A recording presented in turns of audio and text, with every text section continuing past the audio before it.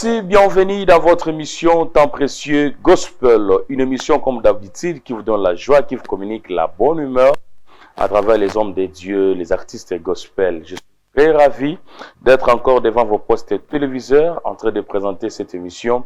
Mesdames et messieurs, bonjour. Ça fait longtemps qu'on était absent à la télé, comprenez.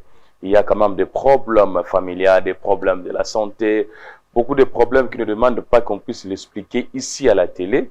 Mais grâce à Dieu, on est là et nous sommes là rien que pour vous satisfaire dans votre émission des chroniques musicales, une émission qui est suivie de partout. Je reçois des appels même en Europe, en France, à Belgique, même aux États-Unis, de partout ici à Kinshasa, à Lubumbashi, à Matadi. En tout cas, je suis très content. Je vous dis encore merci beaucoup pour votre fidélité et votre confiance dans cette émission. Ce n'est pas mon émission, mais c'est votre émission parce qu'ensemble avec vous, on reçoit et on est béni à travers la participation de plusieurs hommes de Dieu.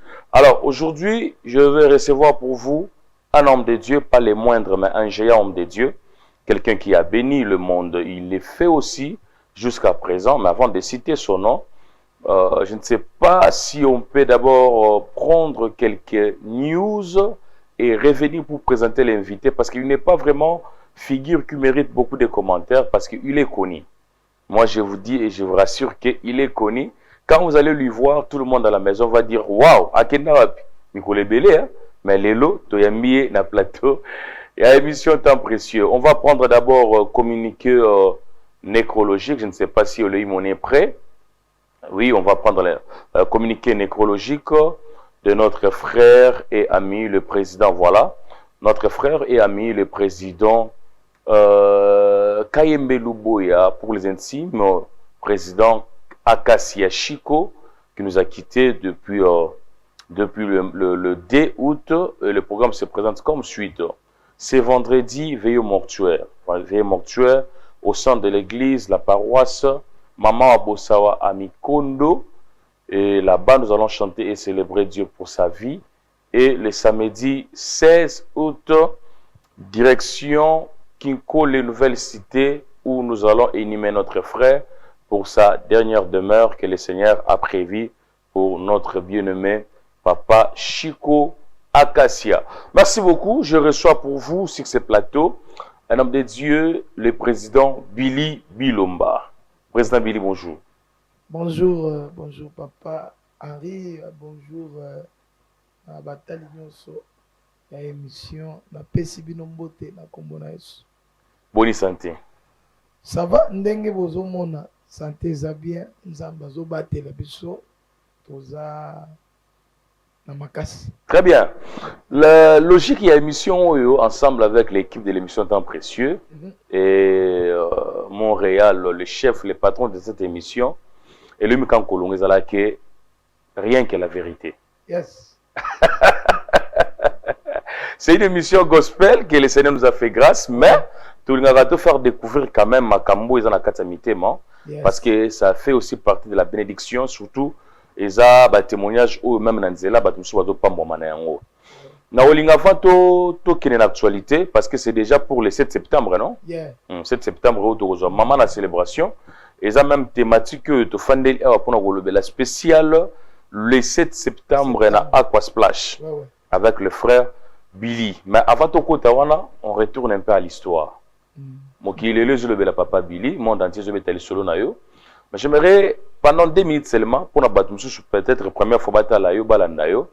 Nani peneda frère Billy na domaine a hôtel biso wa pitia koma leo na Kinshasa. Ouais, je crois na bao bazolanda lelo sika. Frère Billy a tout d'abord naza d'origine kassayen. OK. Na botami na ville Mbujima et précisément na province ya Kasai oriental. Donc na kolobake na botami na famille chrétien na tant na poussani mwandambo à l'âge de 3 ans 4 ans nde na bandi koyemba nazo sangisa bana koyembisa babiloko bon à l'âge de 8 ans tango séparation maman na papa basa bakabwani nde sala ke frère Billy akota penza na makambo ya Nzambe ti na évolué kuna na certain âge nde naye kolongwa nasali parcours kananga chikapa Angola na se retrouvé na Kinshasa. Donc c'est un peu ça en bref. Donc naza adorateur du Christ, Très bien. chantre de l'Éternel, Très bien. évangéliste. Donc nous sommes. Et puis tu vas l'entendre dans interview belé hein. Tu vas l'entendre dans émission belé au bêta en solo par-ci par-là, on peut pas revenir à ça parce que c'est déjà le passé. Oui oui. Mais au Togo bêta quand même wanda mbozali que Kananga Angola ti Kinshasa. Na ba propre motivation na yo to ezaki na kati ba groupe moko bo banda ko beta siko bozo voyager. Non, na koloba que c'est ezaki na mama moko à l'époque oya mona kinga nazo yemba na Mbujimai. Donc nazo saluer bisika zali na Lubumbashi je crois maman Mireille Pongo. Donc nzamba lola pambola ye. Tango mona kinga nazo yemba. Donc à tout ça m'a dit na motema nga pe nazaka na posa na yemba mais lokola ozo yemba nzamba tchenga na motema totambola na yo.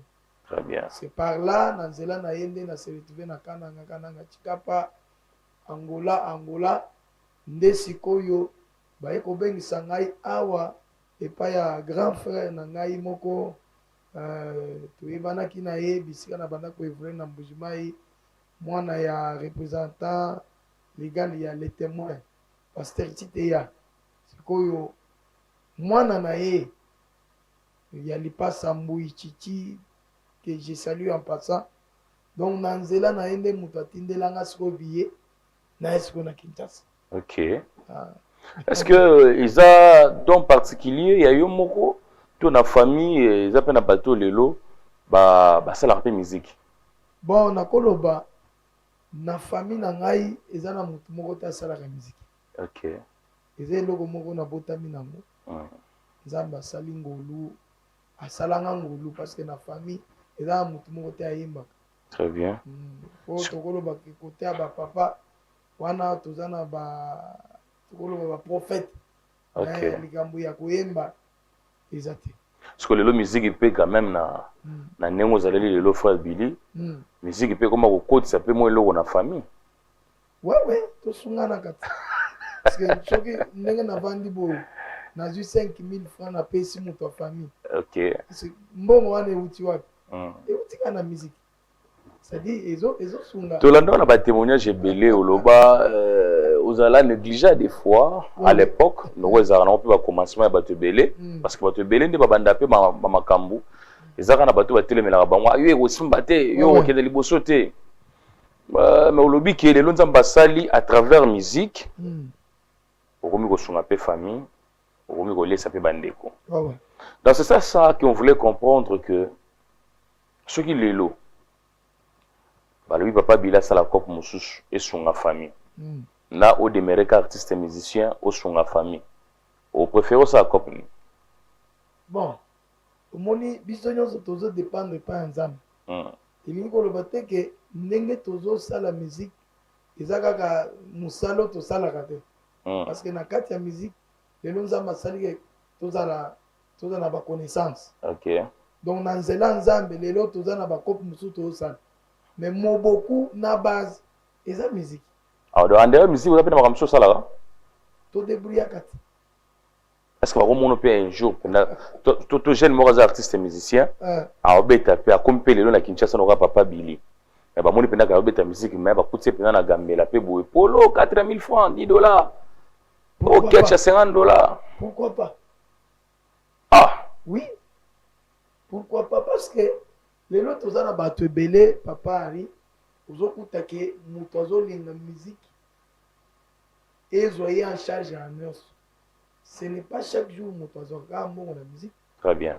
Les autres ont un producteur l'album kutu na éviter mais soki que au moni makamuzamba sale la rabiso zamba kopesa yo position moko boy pour se organiser la vie. Très bien. Nengo vandi boy lelo nengo zoyeba na boy lelo mbongo ekomi okota okolobaka te lokola ngai papa ari lelo bato bazobengisanga koto navandelaka tele okola bazopesanga bakobanda kopesanga chaque jour nzambe asali bongo Très bien. po oyeba ndenge nini ya koserorganize na C'est-à-dire aux opportunités oyo et qu'on peut sur un circuit mosusu. Très bien. Ça c'est bien réfléchi, mais il y a quand même des artistes complexés. Hein. On a des musiciens, on a Yébani déjà. Donc moi là, ça m'a suis exalté. Mais c'est bien réfléchi. Lelo, jour pour jour, Papa Billy, tout compter, carrière, on les a dans combien des années? Bon. Nayebi te parce que ndenge tobanda na bomwana. Ti lelo ba ajo tozo bon. Soki ndako compter na nga na ndenge ke salemi ke na banda koyebana. Tout d'abord na Kinshasa. Maintenant nakoloba ke nazo totaliser de 2013 ba 12 ans. Ok. Tu bandaka mbala moko na Zimbabwe, Jérusalem. Non. Na banda na Kinshasa ba découvrir na yepo wanjibwe wamisuma njibwe wacha manjibwe jani jameme kwemena na latanzamba la pembe boy. OK. Ndi bandela masolo. OK. Wana Zimbabwe ye deuxième position. Na ba motema. Mais c'est comme si au salaire banze moko to au salaire album. Bon, nako éclaircir opinion na bato batala biso Frère Billy abanda ko appartenir na groupe oyo babanda obenga ke colonne de feu. OK. Il y a ACK Kalembelembe. Et pas ex-pasteur na yo. Et pas ya pasteur Mutombo voici l'homme. Ex-pasteur na yo. Azaka pasteur nanga. OK. Donc c'est un peu ça, c'est par là ndenge to banda ko evrer na bandeko. Donc to bimisa ba album. Nana zaki président groupe. Tozaki na président JC Mudilu oya koma pasteur JC na peso mot na ba frère Charles Moutala. Donc c'est par là que to bimisa album. Mais jusqu'alors Frère Billy na bimisa album na ye moko. Oh. C'est-à-dire na Aqua Splash de to côté que soit album. Ah bon? C'est que surprise à ma casse na Aqua Splash on est dans l'album. C'est que déjà silipé déjà. Et si là. C'est que biloko no soto yoka ba excusez, no soto yoka ba motema ezaba album te hein. C'est un album il y a groupe. Il y a colonne de feu. Colonne de feu. OK. Mais apparemment Zembo ya ngai. Yo mutukuna to mona kozala makasi to ndeni parce que to yoka yo moko to yoka misuda. Bon, problème ezaki nde omoni nzambe azanzambe asalaka na ye makambo. Na équipe nde bato nyonso bazaka ba numéro 9 te. Ah OK. C'est un peu ça. Nzambe asala. Mais ata ba vocal na bango to yoka te, to yoka ya yoka. Bon, c'est nzambe azanzambe. Bon, nakoloba ke na kati ya groupe ata boyoka ki ngai. Mais bato babanda kosala force na sima baza bango. Très bien. Très bien, je comprends. Sigoyo, so de muto chato sous-estimé ta 12 ans, 11 ans ya carrière. Ndenge za la game mutu no so za kana ba force te mombo ba puis na ye. Net nga pe na misunga so Nathalie Ted Mouyaya, Nathalie Jessie Kanza, Nathalie Elohim quand Kolongo je me dis na ovima na po bango baza banasi. C'est qu'on a 12 ans, 11 ans de carrière. On peut dire, Banane Bena Bazaki, ba fondation de carrière, Tilelo, Papa Billy a commis.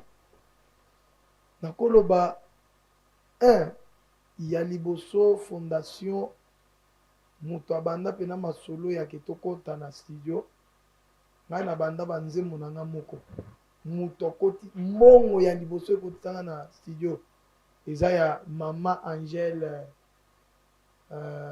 Moi si ya papa Sola Mwamba. OK. Na pesi mbote bisika zali couple Barthélemy Sola ne mbongo liboso. À l'époque apesanga $50. Ndesu natala mo so na keke na kende ko sala marambo ya commerce nazwi mbongo nakende na studio nde nakenda na studio nafuta $30 epai ya ingénieur Trésor Nkanu na Isoke c'est comme ça qu'on fait. Kasavubu. Trésor Kaboué. Nkanu. Ah, Nkanu, ok. Ah, oui, abanda travailler na papa Denis Ngonde à l'époque. Nde nakota studio place wana nde tokutana moto amemanga place wana eza frère Charles Mutala que je salue en passant. Surtout qui est maman Angèle. Bisika mbongo maman Angèle. Après tanga nakuta na bandi banzemu. Tango frère Charles a intéressé nga lisolo ya aseka kalembelembe pa ya voici l'homme. Tango nazobeta na bango jour moko nazobeta nde voici l'homme atelema ah o banzembo faut ekota na album. Monde ezali. Très bien. Que si siko mbongo pona studio ya groupe. Très bien. Nde bandeko balo ah siko yo yaki pona kosunga biso. Bapesi yo mbongo siko ya studio tokosala ndeni. Na vrai boule ya bolingo nde na ah lokola nga naza na banzembo déjà na banzembo ya bino tosani tosala mais bosangisi ka ya yo nde bani non ça dépend nzambe aza nzambe ya ndenge na ye yo pardon est-ce que neto solo boto sali mabe do solo somo voilà on est là c'est ça donc maman Angèle voici l'homme. Ah, maman Angèle a vie, hein? Ah, ok. Maman Angèle a pas moula pour la ouverture au sol. Pour la papa Billy Bilomba. Très bien. Donc, yo yebi. Pourquoi ignorer? Si on a quatre communautés à CK, place finalement Makambozali, hein? Place Makambozali, on peut pas parler de frère Billy sans te toucher mon angle. On a quatre communautés à CK. Na papa voici l'homme na papa mukuna nani o ebaka liboso nana yebaka liboso bon pardon parce que au moni ndenge to sala émission boy eza ba biloko mususu otuni na lobia au moni on tanga lobaki te zala tu vois au moni pardon la quantité tu vois le problème est que vérité si réellement, nous la vérité et raté. Et puis on est enfant de Dieu. C'est ça. Ce n'est pas une émission du genre choquer quelqu'un ou bien critiquer quelqu'un. Et ça juste les solos. Net na fani bonabi que non. T'es après c'est $100. Après lobby, on n'est plus peut-être ensemble. C'est ça. Mais et vous changer tena le baguette et après ça rangai $100. Même si on n'est pas ensemble. On s'en dérange pas. Donc, il s'agit de celui solo. Na communauté ya ACK. Na notre papa, notre très cher papa, avec Pascal Mokuna. Na papa Nabiso, voici l'homme. Nani oyo ebaka liboso. Communauté ACK, eza communauté wa munene. Biso tozana na mbujima to ebaki déjà ACK. OK. Celui to ebi ACK to ebi nani Mokuna. Olo ACK. Kokutana, c'est-à-dire muto yo sambeli esike pa na ye liboso.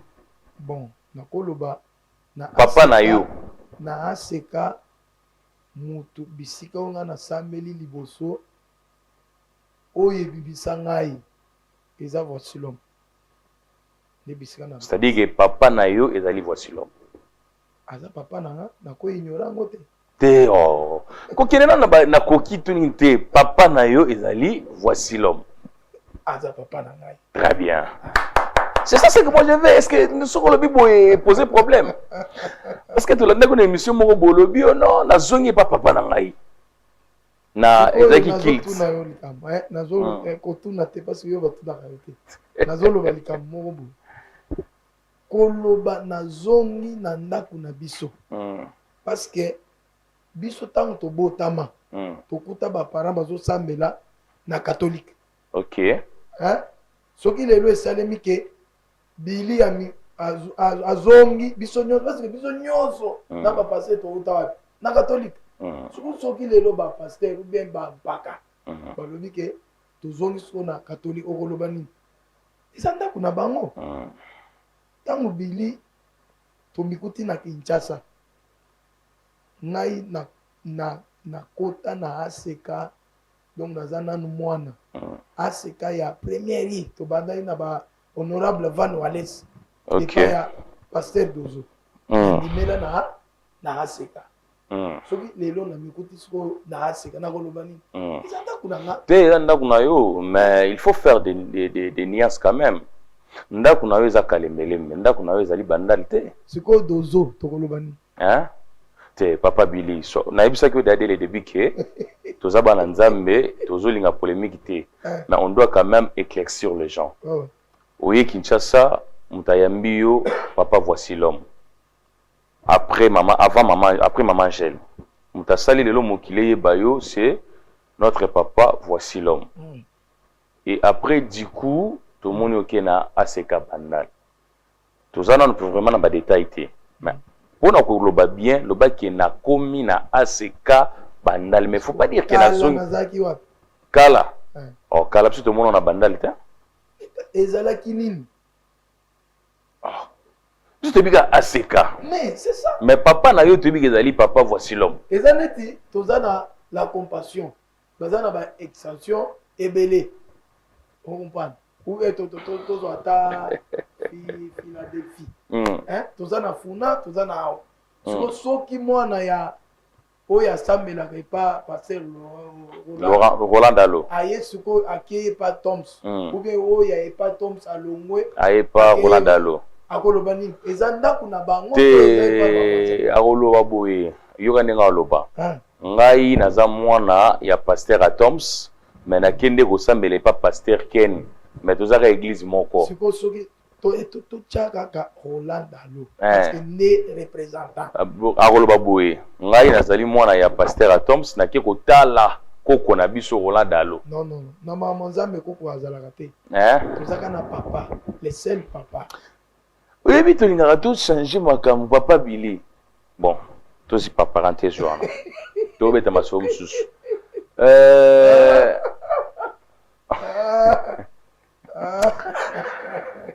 atuka oza somo te tosola na biso sikoyo nazo te omoni likambo oyo eluka badeba bato bafinganga ebele il faut napesa bato éclaircissement zela balobi boye nalobi boye moto abalisa yo moto liboso papa voici l'homme nalobi boye moto asala mpena lelo mokili eyeba oyebi surtout na bakili ezalaki Billy tindeka biloko bato apambwami mais du coup lelo olobi ke nazongi epa papa parce que nazalaki kuna mais nazongi epa papa bato ya aseka kalembelembe batraita yo comme ingrat batraita yo mpena oza ingrat oza motema mabe et puis au risque mokolo mosusu okoleka mpena aseka kalembelembe boye bandimi mosusu mpena babeti oyo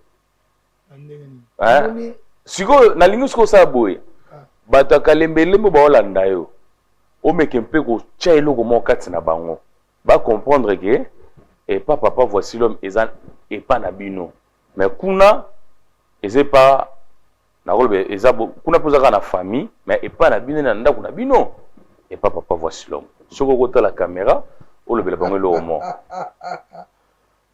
papa ari eloko nga nakoloba na ignora papa voici l'homme te très bien aza papa na nga akotikala papa na nga kaka ndenge ye mpe alobaka ke évêque mokuna c'est mon père ye mpe aza papa na nga likambo ya papa na mwana bato bakotaka te très bien donc ngai na papa na nga bisika azali ngai na papa likambo moko te ok ezaka temps ndenge mwana akobotama epa na bango biso nyonso tokota toki mwana azokola mwana alukaka mpe vi na ye très bien te nakoli papa nake kosala vi na nga nakosala ngo epa grand frère mais nake sikoyo epai ya papa ya bapapa ok neti nga bona tiki papa na biso na mbongo ebele me nakofanda epa koko na biso ezalaka bongo donc bato batika Billy azalaka ingrat te na vie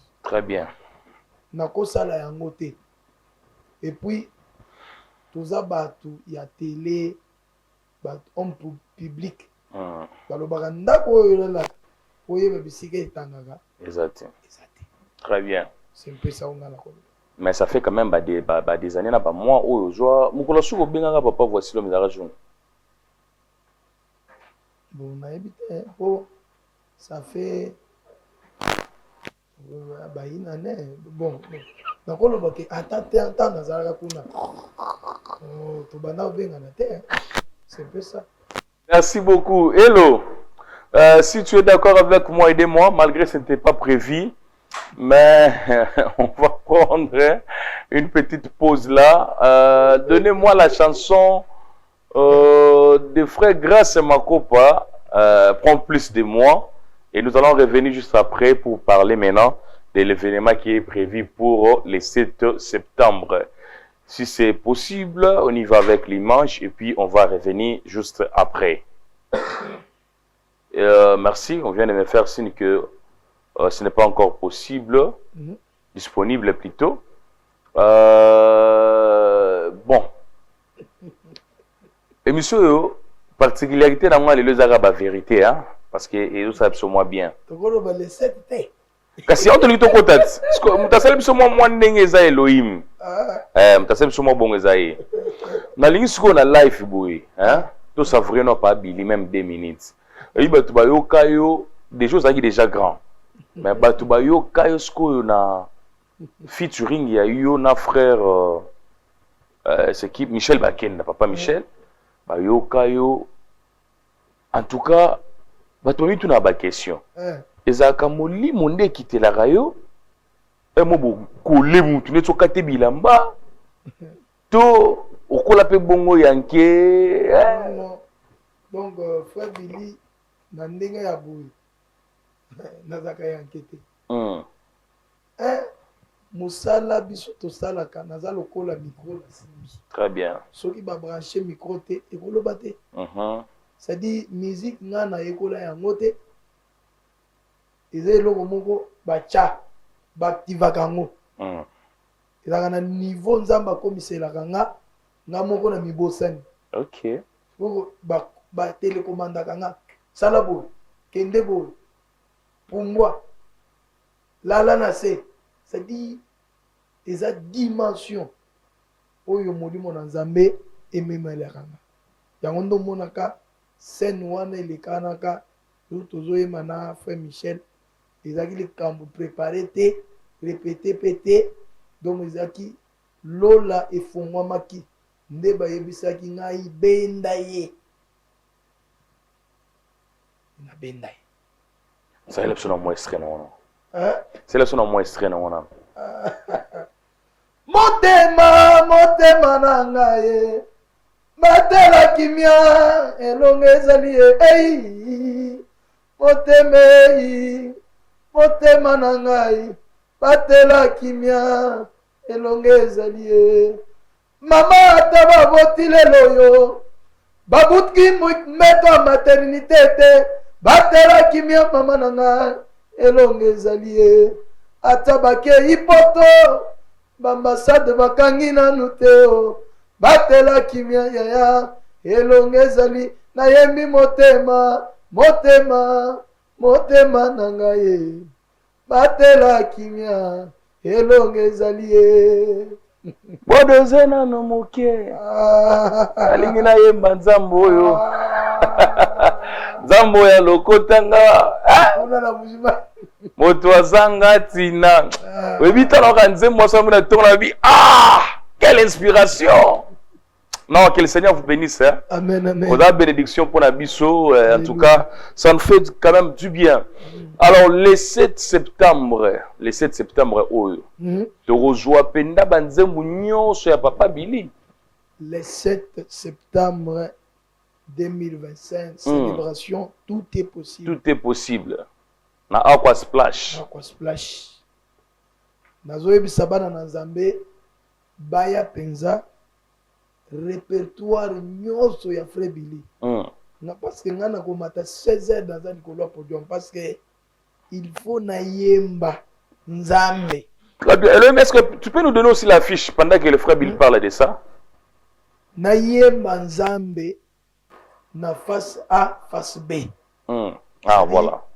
répertoire nyonso na ya sika na ya kala ezali yango wana nde ozomona nazobeta sete na bana na nzambe nyonso ya Kinshasa ezala Brazzaville ezala Lubumbashi ezala wapi mokolo wana boya tokozwa banzimu lokola ba garantie wana kozanga te garantie ya vie na ngai garantie ya vie na biso yes tokozwa ba chanson lokola ba Zimambwe Jerusalema Zimambwe wala tango yaka na moto yango wana papari ngonge koki ya batu ba palper loboko ya Nzambe très bien à travers loyemba David abanda koyemba bazoloba ke molimo ezalaki na kati ya Saul ezobima je crois biso toza batu oyo tozoyemba Nzambe te me Nzambe ayembaka likolo na biso très bien alataka biso toza canal ya bénédiction ya guérison ya délivrance très bien yango wana nde nazobengisa bana na Nzambe eza kutu concert te me yaka na eta ya prière soko oza na moto azobela yaka na ye mokolo wana très bien je vous dis papa Ari parce que yo nde moto ozala modérateur wana merci beaucoup eza na batu oyo bakotémoigner bakomona loboko na Nzambe oza na dossier oza na bamakambo ezo compliqué na vie mais jour wana yaka na attitude ya prière il y aura donc puissance, il y a délivrance, il y a guérison, il y a accomplissement. Donc, nako loba ebelete parce que faut bomba pour énergie battre la mapuna. Bomba. Mais nako loba que Nzambe, soki ngonga na Nzambe koki. Ntakanga ngote.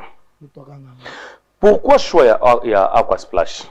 Ba changer ezali ba choix na yende. Vraiment na kosambela na banda osambela le Seigneur m'avait parlé ya bisika wana parce que il a tout d'abord bisika oyo bato bakendaka ngo ka pona ambiance bagé na boye donc na makambo etali o concert na no salema te kozala ngai mutu ya mibale parce que maman Enisha za wana le 7 le 17 ngai na landi sim c'est-à-dire Nzambe alobelaki ngai pona kokende na terrain wana très bien parce que limité nde penza centre na makambo ebele très bien tomoni ba guest basé belé tomoni papa Augustin Mouipe maman Liliane papa Mike Flore papa Benjamin Kayombo scène wana ozala somo comment on va gérer au man bango na podium to ba represter mutu na tourner il y aura mutu na mutu akoyemba parce que nous avons besoin ya ba grâce wana très bien pour pambola bana na Nzambe pambola biso tanga pe na komata tokozana bango nyonso OK pour cette fois-ci même pour na mboka na biso tant ya Nzambe sekoki très bien il faut kaka ndenge mokonza mboka abonzaki mboko na maboko ya Nzambe tozo pambola Nzambe pour na victoire apesi biso pour na kimia a restaurer ce qu'on a mboko très bien on a ebandeli ya makambo sika yango wana jour wana tokotombola Nzambe ko sanzola ye tokotonga pena hotel ya masango très bien pesa biso nanu moi Estrea yo po mona kena landa ko makasi pe linga ko makasi ya yo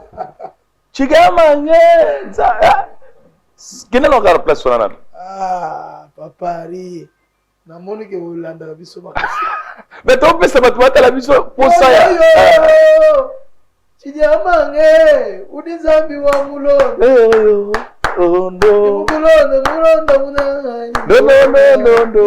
Dondo mwitaba nyibana banyi boso dondo atuwa kambe ngabwa lubebe mukajunga gasela wa kambe dondo usala ngenda cha Le 7 septembre, le 7 septembre, ne manquez pas. On sera là avec le frère Billy Bilomba, je vous rassure, il y aura l'onction de Dieu il y aura la manifestation du Saint-Esprit, le malade sera guéri, le paralytique sera sauvé. Tous ces mondes-là, en tout cas, le Seigneur sera au rendez-vous. Venez en famille. Boya na baba, boya ya libota. Yes. Boya tege oye yo moko te, maman joie papa, papa joie na bana, joie ba petit frère. Oh. Boya place joie totondi sa aqua splash. En tout cas, moto nzambo mujulu. Moto ko pela wana. Togo ye m'appelle togo kumisa nzambe comme pas possible. Ça c'est votre frère, c'est moi qui vous invite là-bas. Oui, oui. Venez très nombreux. Alors, avant tout ça, Papa Billy, quand même, on est des Congolais, on est des patriotes. De la Litolamouki, moi, personnellement, je suis dans la joie. La nomination et chef de l'État, on a vu notre sœur, maman Grace Coutinho, nommée comme ministre de la jeunesse. Je ne sais pas si M. Loïc Mago Banassile sur photo. Il y a maman Grace Coutinho, voilà. C'est la servante de Dieu, une femme modèle, une femme qui prêche vraiment la parole de Dieu. Nzamba Salingolu, aujourd'hui, nommé ministre de la jeunesse. Quant à moi, avec l'émission Temps Précieux Gospel, ensemble avec mon équipe, nous te souhaitons meilleur na musala na yo, makam na yo et kendeli bosso. En tout cas, jeunesse nabiso ezo forme ya sika. Tout le monde a vraiment développement. Changement, on croit et on accepte que Christ va travailler ensemble avec vous. Mais demande nabiso mère. Tout le monde a ceux qui battent mutabale na tête ya sport. A rejoindre mon bateau joueur, a tiba on a katsuana. So battu mutaninyo. To yebi peke yo zamtamaka mwanzambe. Babiso ba Elohim, tous appena disponible ya ko accompagner na musala o nzamba pesio comme mission.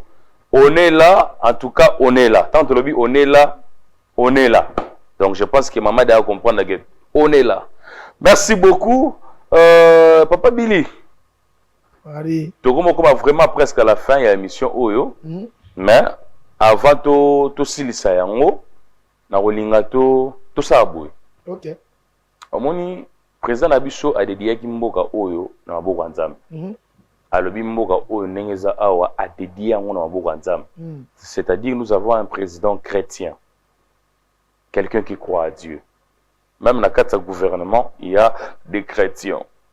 Avec tout ce que vous avez fait comme carrière, mission de Dieu dans ce monde, le lot concert le 7 septembre na Aquasplash.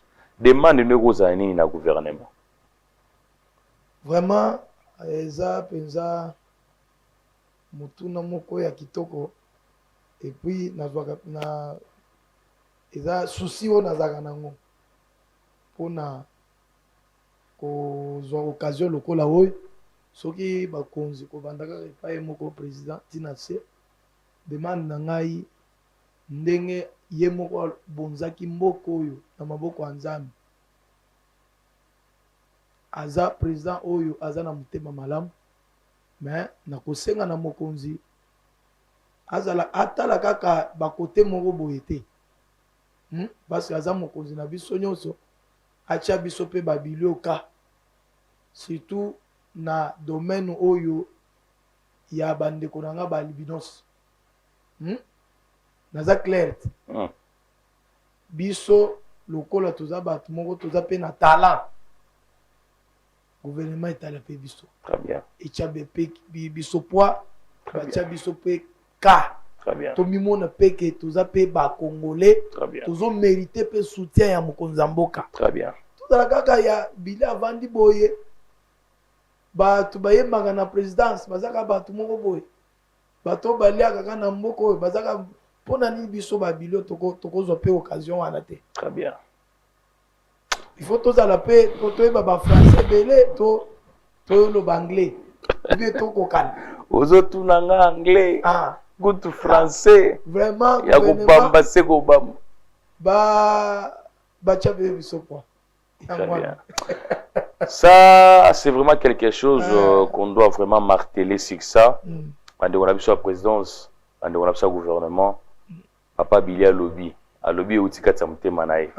Je sais que cette émission est suivie, hein, Balandarabiso vraiment.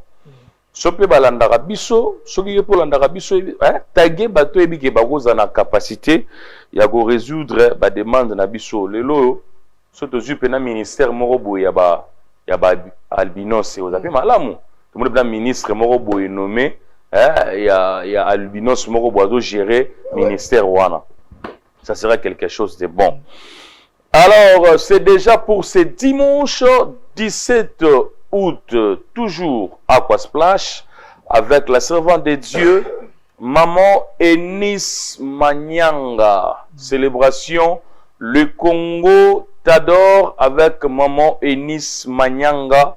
Ce dimanche 17 août, à partir de 14h, il ne faut pas manquer. Je pense que vous connaissez tous comment la servante de Dieu nous amène encore dans la présence de Dieu, dans des cantiques, des chansons, des louanges et d'adoration. Alors ce dimanche, nous allons célébrer, nous allons danser, nous allons adorer et nous allons aussi prendre quelque chose de bon de la part de Dieu.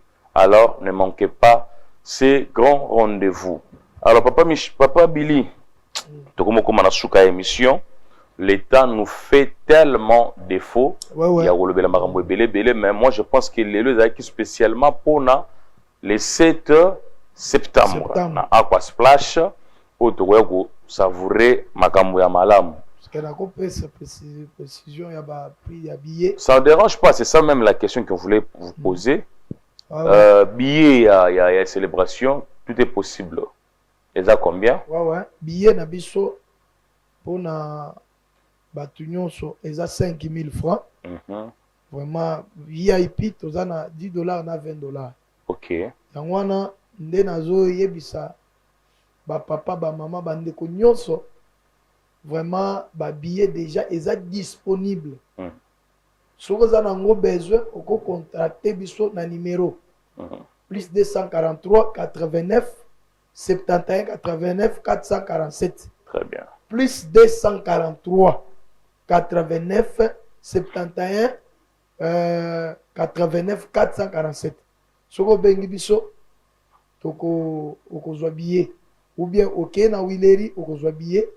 Na Hôtel KB, na Nini. Donc, billet ça partout. Même si vous avez une émission, vous orientez, vous avez billet facilement. Donc, 5 000 francs, 5 000 francs, 10 dollars, 20 dollars. Bambonga ba SMS na ba crédit, hein, bambonga miki. Na bengisi bato, baya.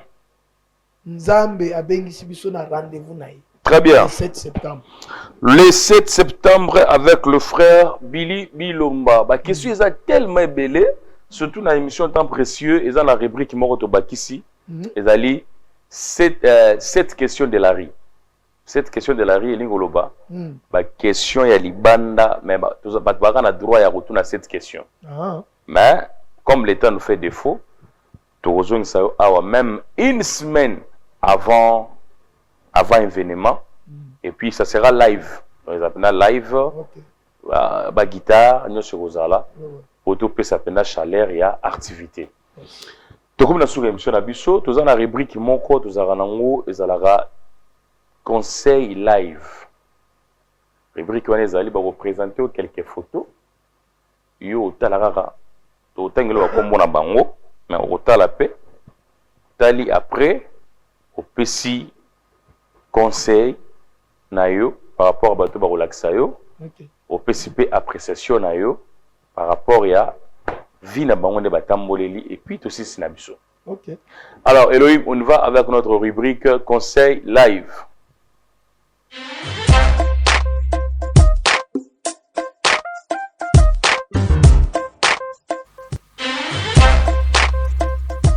Très bien. Papa Billy, on a TVO. T'as on peut bien.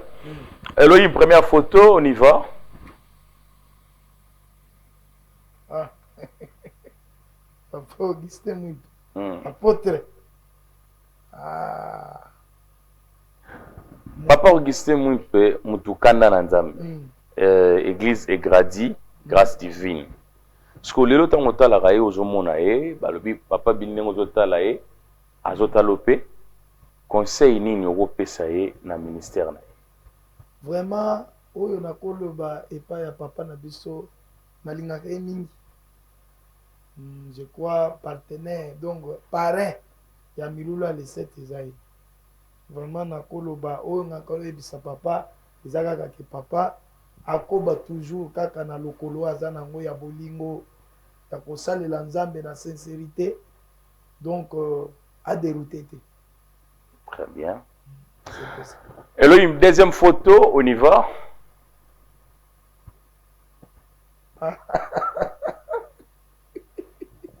Ah, oh, surprise, hein? Ah, oyo, soko moni omoni ngai. Ok. Ah, soki omoni ngai omoni ye. Longola Bangelo. Donc, longola bange.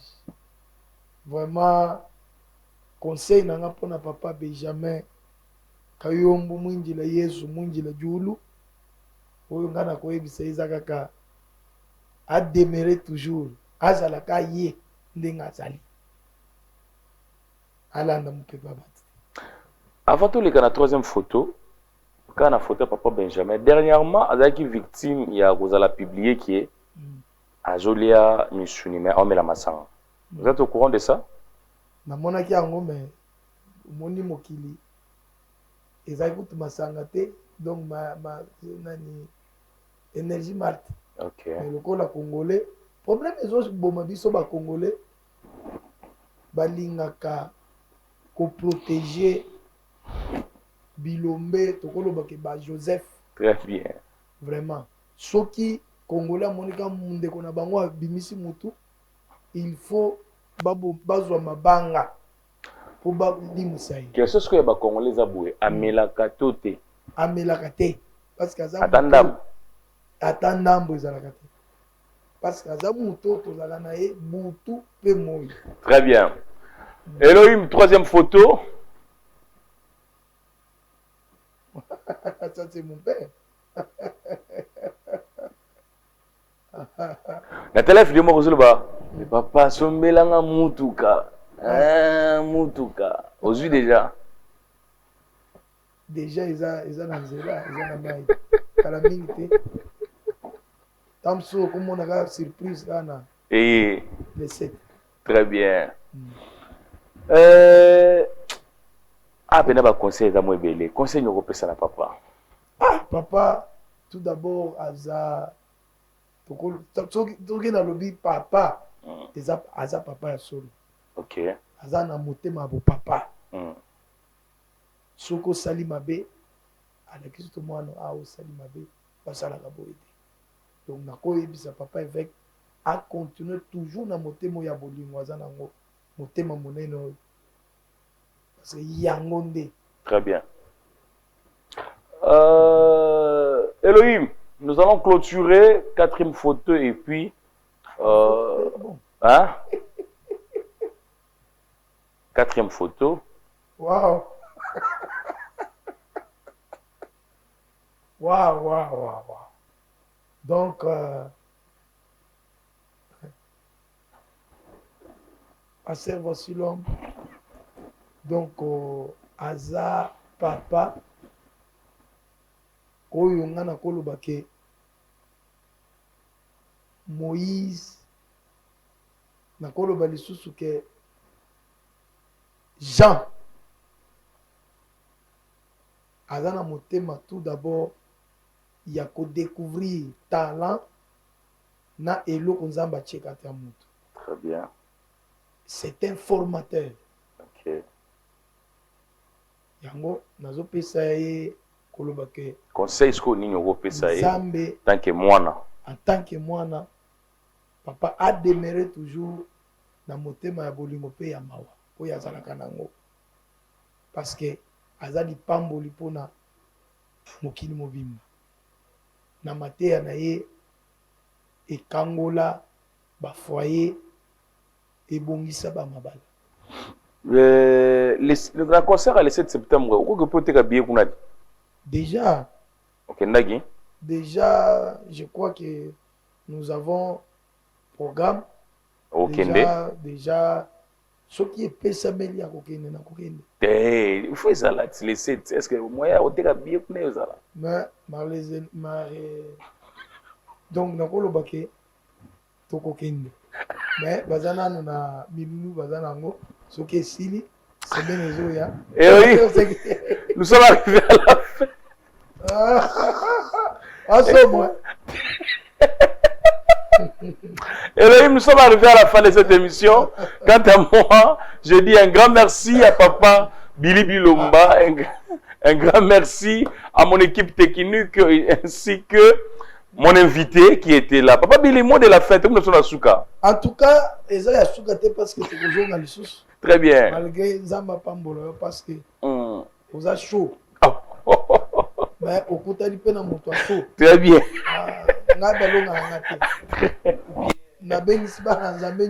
Le 7 septembre. À quoi splash, boya toku misanzami. Na papa Rio a Rosala déjà. Parce que Nazam Tabassi. Merci beaucoup Elohim Kankolongo. Merci Ted Mouyaya. Merci à tous les téléspectateurs. Un grand merci à mon vieux, le bourgmestre en devenir, le préfet LG Batata. Merci pour votre soutien. Merci à mon promoteur, mon boss, l'honorable Patimou Benga, le DG de la direction de gestion des marchés de Kinshasa. Et merci aussi à mes amis tels que Joël Ngouya ainsi que Emile Ilunga. Je dis un grand merci avec mon cœur à mon vieux, mon yaya, le docteur Ami Ange. Envié, je ne sais pas comment exprimer mes mots, mais il est de l'école de l'humilité, école de la grandeur. Merci beaucoup mon vieux, le docteur Ange. Demeurez comme ça. Le Seigneur ne manquera pas de vous bénir. Restez branchés et connectés sur l'émission Temps Précieux à Missunga Télévision. On se retrouve à la prochaine.